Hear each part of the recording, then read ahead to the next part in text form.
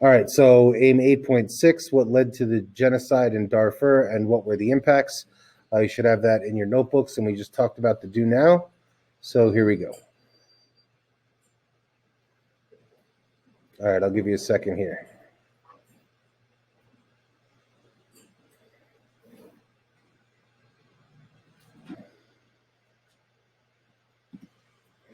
All right, so the map here will hopefully serve to get a grip on at least the geographic positioning here. So Darfur, we can see, is in the western part of Sudan, okay? And Sudan is an interesting country for a number of reasons. Well, first, there are two distinct groups here that we're talking about. There are Arab herders and there are African farmers, okay? And both of these groups live within Sudan. Okay, I know we talked about Rwanda, and one of the things we talked about was that when Europeans colonized Africa, they drew up all these boundaries and grouped together certain groups that had never been grouped together before, and that led to a lot of friction.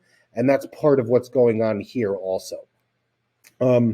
Sudan is at an interesting point because it is the intersection between the Arab and African world. And we'll talk more about what that means in the next slide, but suffice it to say that that is certainly a factor. So it's Arab herders versus African farmers. Now, the government of Sudan is dominated by the Arab people, and their militia is called the Janjaweed.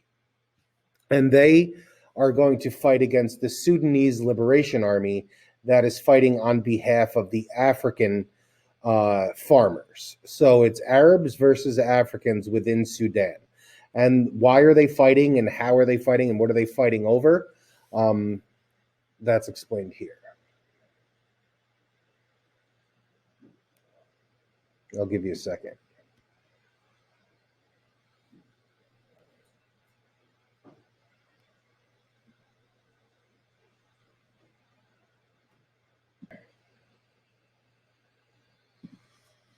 All right. So we mentioned in the previous slide that the two sides of this particular conflict are Arab herders versus African farmers. Now, just to be clear, a herder is a person who herds cattle or some kind of livestock for their well-being. It might be cows or goats or sheep or something like that. But those all perform certain functions, be it as draft animals that make work easier, or they're used for the animals themselves, be it meat or milk, etc. So, and the other side is African farmers. They are more focused on agriculture. And the thing that these two groups have in common is they are both in need of fertile land for different reasons. African farmers want fertile land so that they could grow crops, and Arab herders need fertile land on which to graze their livestock. So the process of desertification, and this is kind of an environmental issue that we're going to talk more about in a later unit, but essentially what's happening here is the Sahara Desert is growing, okay? And what that means is in Sudan, where the Sahara Desert makes up the northern part of the country, and the southern part of the country is kind of the beginning of that fertile land. The desert is encroaching further and further and further onto that fertile land, and that fertile land is disappearing rapidly. So I think during the Do Now, people were talking about, different groups fighting over land and resources. Well, that's pretty much exactly what's happening here. Those herders and farmers are both in desperate need of that fertile land, each for their own specific uses. And there's less and less and less of it because the desert is continuing to grow. And, it's becoming more and more valuable for each of those groups. So this is part of this conflict. Now, you could see in the black square there, the frame on the picture, that is where Sudan is located. And the gray shaded area is the Sahara Desert. So you can see the Sahara Desert pretty much cuts the country right in half. So as it continues to grow, that farmland and that fertile land continues to diminish less and less and less as time goes on.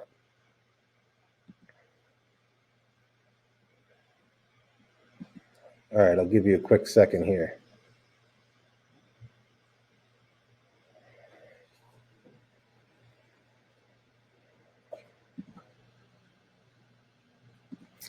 So desertification is part of the story. You know, the growing of the Sahara Desert kind of continuously kind of diminishing the amount of fertile land that's available for both of those groups, the Arab herders and the African farmers.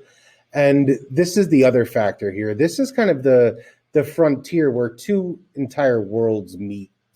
Okay, if we were to pull up the map of the Islamic Empire and look at kind of the farthest reaches of the Islamic Empire when it was growing, this is, you know, the northern part of Africa is very much the Arab world. Okay, now geographically, we understand that this is Africa. We're talking about geographically, but culturally and ethnically, the northern part of Africa belongs to the Arab world. The predominant culture is Islam. The predominant religion is Islam. The people of Arab descent, a lot of them speak Arabic. To the south in sub-Saharan Africa, you know, it is African ethnicity.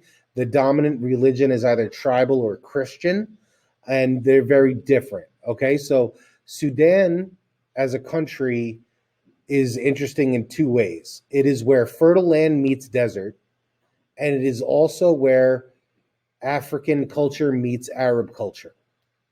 So if you think back to what we looked at with Bosnia, for example, and why is Bosnia continuously kind of experiencing these kind of genocidal issues and that particular part of the world, and we pointed out that this is kind of the collision of the Christian world and the Muslim world. That's part of what's happening here too. There's a little bit of that going on. So it is these tensions that develop between Arabs and Africans that lead to the violence here. Okay, and especially when the government is dominated by one as opposed to the other, it makes for an interesting kind of situation. Now, you know, the important thing to kind of understand here, and the reason why this comes right after Bosnia, is because those particular parts of the world where cultures collide, that's where you see a lot of this tension. Okay, we just got done talking about independence movements, and we talked about the partition of Africa, or excuse me, the partition of India into India and Pakistan, and we talked about that border region and how Muslim Pakistan and Hindu India, there's a lot of tension between those two. That's because in that particular geographic part of the world, it represents this kind of frontier between two different colliding worlds.